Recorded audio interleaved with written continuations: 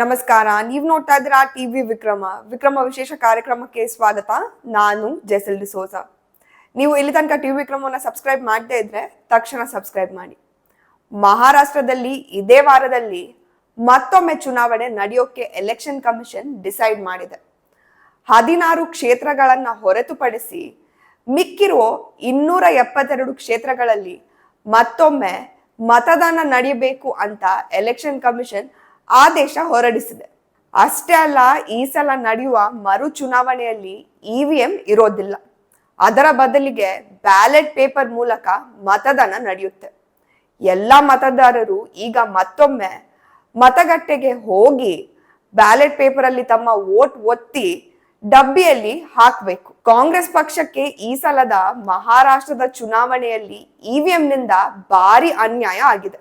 ಅದರಿಂದಾಗಿ ಅವರ ಮೈತ್ರಿಕೂಟಕ್ಕೆ ಸೋಲಾಗಿದೆ. ಹೀಗಾಗಿ ಕಾಂಗ್ರೆಸ್ ನಾಯಕರಿಗೆ ತುಂಬಾ ಬೇಜಾರಾಗಿದೆ. ಅವರಿಗೆ ನ್ಯಾಯ ಕೊಡಿಸುವ ಸಲುವಾಗಿ ಎಲೆಕ್ಷನ್ ಕಮಿಷನ್ ಈ ದಿಟ್ಟ ನಿರ್ಧಾರವನ್ನ ತಗೊಂಡಿದೆ. 16 ಕ್ಷೇತ್ರಗಳನ್ನ ಬಿಟ್ಟು 272 ಕ್ಷೇತ್ರಗಳಲ್ಲಿ ಮಾತ್ರ ಯಾಕೆ ಮರು ಚುನಾವಣೆ ನಡೀತಾ ಇದೆ ಗೊತ್ತಾ? ಯಾಕಂದ್ರೆ 16 ಕ್ಷೇತ್ರಗಳಲ್ಲಿ ಕಾಂಗ್ರೆಸ್ ಗೆದ್ದಿದೆ. ಅಲ್ಲಿ ಇವಿಎಂ ಸರಿಯಾಗಿ ಕೆಲಸ ಮಾಡಿದೆ. ಹಾಗಾಗಿ ಅಲ್ಲಿ ಮತ್ತೆ ಎಲೆಕ್ಷನ್ ಮಾಡಿ ಕಾಂಗ್ರೆಸ್ ಸೋತ್ ಬಿಟ್ರೆ ಕಷ್ಟ ಅಲ್ವಾ? ಹಾಗಾಗಿ ಆ 16 ಸೀಟ್ಗಳು ಕಾಂಗ್ರೆಸ್ ಕೈಯಲ್ಲೇ ಇರ್ಲಿ. ನೋಡ್ತಾ ಇರಿ, ಈಗ ಹೊಸದಾಗಿ ಬ್ಯಾಲೆಟ್ ಪೇಪರ್ ಅಲ್ಲಿ ಮತದಾನ ಮಾಡ್ತಾರಲ್ಲ, ಆಗ ಕಾಂಗ್ರೆಸ್ ಎಲ್ಲ 272 ಕ್ಷೇತ್ರಗಳಲ್ಲೂ ಕೂಡ ಗೆದ್ದು ದಾಖಲೆಯನ್ನ ಬರೆಯುತ್ತೆ. ಇಷ್ಟೊತ್ತು ನಾನು ಹೇಳ್ತಾ ಇದ್ದಿದ್ದು ರಾಹುಲ್ ಗಾಂಧಿಗೆ ಬಿದ್ದ ಕನಸು. ತಮಾಷೆ ಏನ್ ಗೊತ್ತಾ? ಇದೇ ಕನಸು ಸಿದ್ದರಾಮಯ್ಯ ಅವರಿಗೆ, ಪರಮೇಶ್ವರ್ ಅವರಿಗೆ, ಡಿ.ಕೆ. ಶಿವಕುಮಾರ್ ಅವರಿಗೆ ಎಲ್ಲರಿಗೂ ಬಿದ್ದಿದೆಯಂತೆ. ಎಂತಹ ಪ್ಯಾನ್ ಇಂಡಿಯಾ ಕನ್ಸಲ್ವಾ? ನಾಚಿಕೆ ಆಗಲ್ವಾ ಈ ಕಾಂಗ್ರೆಸ್ ಲೀಡರ್ಸ್ ಗಳಿಗೆ? ಪರಮೇಶ್ವರ್ ಅವರಂತಹ ಪ್ರಬುದ್ಧ ರಾಜಕಾರಣಿ ಕೂಡ ಸೋಲನ್ನ ಮೆಚೋರ್ಡ್ ಆಗಿ ಸ್ವೀಕಾರ ಮಾಡೋದಕ್ಕೆ ಆಗಲ್ಲ ಅಂದ್ರೆ ನಿಜಕ್ಕೂ ಅಚ್ಚರಿ ಆಗುತ್ತೆ. ಸ್ವರ ಭಾಸ್ಕರ್ ತರದ ಅವಿವೇಕಿ, ಅವಳ ಪತಿ ಅಹಮದ್ ಇವರೆಲ್ಲ ಇವಿಎಂ ಹ್ಯಾಕ್ ಅಂದ್ರೆ ಮೋಸ ಅಂದ್ರೆ ನಕ್ಕು ಸುಮ್ನೆ ಆಗ್ಬಹುದು. ರಾಹುಲ್ ಗಾಂಧಿ ಹೇಳಿದ್ರು ಏನೋ ಓಕೆ ಅಂತ ಇಗ್ನೋರ್ ಮಾಡಬಹುದು. ಬಟ್ ಪರಮೇಶ್ವರ್ ಅವರಿಗೆ ಏನಾಗಿದೆ ನೋಡಿ, ಹೇಗಿದೆ ಇವರ statement. All sat together and analyzed. The information we got is surprisingly that EVMs are hacked.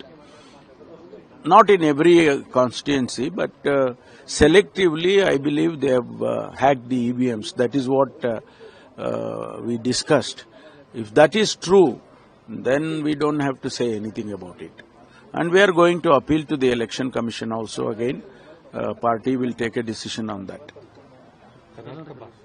Karnataka, of course, the administration, the guarantees, the party workers, all this put together, the social engineering, all this put together has given a wonderful result. All three of them have won, and this gives more strength to the government and chief minister to go aggressively in terms of implementing the programs. BJP ಅವರು ಬಹಳ ಜಾಣ ಅಂತೆ. ತಮ್ಗೆ ಬೇಕಾದ ಕಡೆ EVM hack ಮಾಡಿ ಗೆಲ್ತಾರಂತೆ. ಅದಕ್ಕೆ ballot paper ಬೇಕಂತೆ. ನೀವು ಪರಮೇಶ್ವರ್ ಅವರನ್ನ ಕೇಳ್ರಿ, ಇವಿಎಂ ಹ್ಯಾಕ್ ಮಾಡೋದಾಗಿದ್ರೆ ಎಲ್ಲಾ ರಾಜ್ಯಗಳಲ್ಲೂ ಮಾಡ್ಬೋದಿತ್ತಲ್ವಾ? ಎಲ್ಲಾ ಕ್ಷೇತ್ರಗಳಲ್ಲೂ ಕೂಡ ಮಾಡ್ಬೋದಿತ್ತಲ್ವಾ? ಜಾರ್ಖಂಡ್ ಅಲ್ಲಿ ಬಿಜೆಪಿ ಯಾಕೆ ಸೋಲ್ತು? ಕರ್ನಾಟಕದಲ್ಲಿ ಯಾಕೆ ಕಾಂಗ್ರೆಸ್ ಗೆಲ್ತು? ಜಮ್ಮು ಕಾಶ್ಮೀರದಲ್ಲಿ ಯಾಕೆ ಬಿಜೆಪಿ ಗೆಲ್ಲಿಲ್ಲ? ಲೋಕಸಭೆಯಲ್ಲಿ NDA ಯಾಕೆ 400 ಗಡಿ ದಾಟಿಲ್ಲ? ಹೀಗೆಲ್ಲ ಕೇಳ್ ನೋಡಿ. ಪರಮೇಶ್ವರ್ ಅವರು ಏನ್ ಹೇಳ್ತಾರೆ ಗೊತ್ತಾ?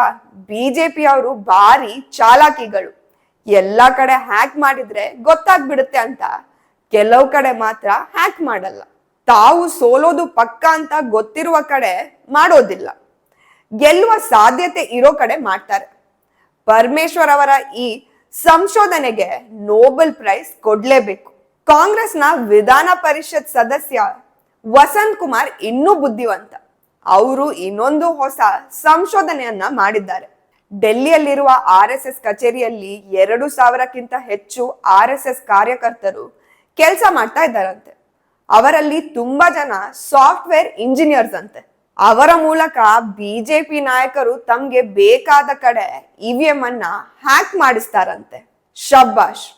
ಒಂದು ಪ್ರಶ್ನೆಯನ್ನ ಕೇಳ್ತೀನಿ. ನೀವು ನಡ್ಕೊಂಡು ಹೋಗ್ತಾ ಇರುವಾಗ ನಿಮ್ಮ ಎಡಗಡೆಗೆ 100 ರೂಪಾಯಿ ನೋಟ್ ಬಿದ್ದಿರುತ್ತೆ, ಬಲಗಡೆಗೆ 200 ರೂಪಾಯಿ ನೋಟ್ ಬಿದ್ದಿರುತ್ತೆ. ನೀವು ಯಾವ್ದನ್ನ ಎತ್ಕೋತೀರಾ? ಜಾಣ ಅವರು ಎರಡೂ ನೋಟನ್ನ ಎತ್ಕೊಳ್ತಾರಲ್ವಾ? ಸೊ ಇವಿಎಂ ಹ್ಯಾಕ್ ಮಾಡೋಕೆ ಕಲ್ತವನು ಯಾಕೆ ಅಲ್ಲೊಂದು ಇಲ್ಲೊಂದು ಮಾತ್ರ ಹ್ಯಾಕ್ ಮಾಡ್ತಾನೆ?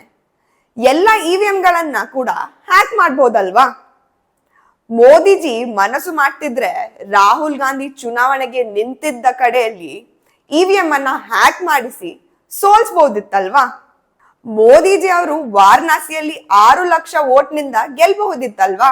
ಅಷ್ಟು ಕಷ್ಟಪಟ್ಟು ಕಮ್ಮಿ ಮಾರ್ಜಿನ್ ವೋಟಿಂಗ್ಗೆ ಗೆಲ್ಬೇಕಿತ್ತ? ಪರಮೇಶ್ವರ್ ಅವರಿಗೆ ಒಂದು ಮಾತನ್ನ ಕೇಳ್ತೀನಿ. ಬಿಜೆಪಿ ಅವರು ತಮ್ಗೆ ಬೇಕಾದ ಕಡೆ ಮಾತ್ರ ಹ್ಯಾಕ್ ಮಾಡ್ತಾರಂದ್ರಲ್ಲ, ಕರ್ನಾಟಕ ಬಿಜೆಪಿಗೆ ಬೇಡವಾಗಿತ್ತ? ಪರಮೇಶ್ವರ್ ಅವರೇ ಕೊರಟಗೆರೆಯಲ್ಲಿ ಚುನಾವಣೆ ಗೆದ್ದಿದ್ರಲ್ಲ, ಅಲ್ಲಿ ಇವಿಎಂ ಹ್ಯಾಕ್ ಆಗಿಲ್ವಾ? ಕಾಂಗ್ರೆಸ್ 138 ಸೀಟ್ ಗೆದ್ದಿದ್ದು ಇವಿಎಂ ನಿಂದಾನೆ ಅಲ್ವಾ? ಚನ್ನಪಟ್ಟಣದಲ್ಲಿ ನಿಖಿಲ್ ಮತ್ತು ಶಿಗ್ಗಾವಿಯಲ್ಲಿ ಭರತ್ ಬೊಮ್ಮಾಯಿ ಸೋಲೋದಕ್ಕೆ ಇವಿಎಂ ಕಾರಣ ಅಲ್ವಾ? ಅನ್ನಪೂರ್ಣ ತುಕಾರಾಮ್ ಗೆದ್ದಿದ್ದಕ್ಕೆ ಇವಿಎಂ ಕಾರಣ ಅಲ್ವಾ? ಇವಿಎಂ ಹ್ಯಾಕ್ ಮಾಡಕ್ಕೆ ಆಗೋದಿಲ್ಲ. ಇವಿಎಂ ನಲ್ಲಿ ಯಾವುದೇ ದೋಷ ಇಲ್ಲ ಅಂತ ಕೋರ್ಟ್ ಹೇಳಿದೆ, ಎಲೆಕ್ಷನ್ ಕಮಿಷನ್ ಪದೇ ಪದೇ ಹೇಳಿದೆ. ಆದ್ರೂ ಪ್ರತಿ ಸಲ ಸೋತಾಗ ಇವಿಎಂ ಮೇಲೆ ಗೂಬೆ ಕೂರ್ಸೋಕೆ ನಾಚಿಕೆ ಆಗಲ್ವಾ ಕಾಂಗ್ರೆಸ್ಗೆ? ಪರಮೇಶ್ವರ್ ಅವರಂತಹ ಪಾಲಿಟಿಷಿಯನ್ಗೆ ಇಂಥ ಮಾತು ಖಂಡಿತವಾಗಿ ಶೋಭೆ ತರೋದಿಲ್ಲ. ಟಿವಿ ವಿಕ್ರಮ, ದೇಶ ನಿಮ್ಮ ಕೈಯಲ್ಲಿ. ಈ ಕಾರ್ಯಕ್ರಮ ನಿಮಗೆ ಇಷ್ಟ ಆಗಿದ್ದಲ್ಲಿ ಲೈಕ್, ಶೇರ್ ಹಾಗೂ ಕಮೆಂಟ್ ಮಾಡಿ. ಟಿವಿ ವಿಕ್ರಮದ ಕಾರ್ಯಕ್ರಮಗಳನ್ನು ನಿರಂತರವಾಗಿ ವೀಕ್ಷಿಸಲು ಸಬ್ಸ್ಕ್ರೈಬ್ ಮಾಡಿ, ಬೆಲ್ ಐಕನ್ ಒತ್ತಿ.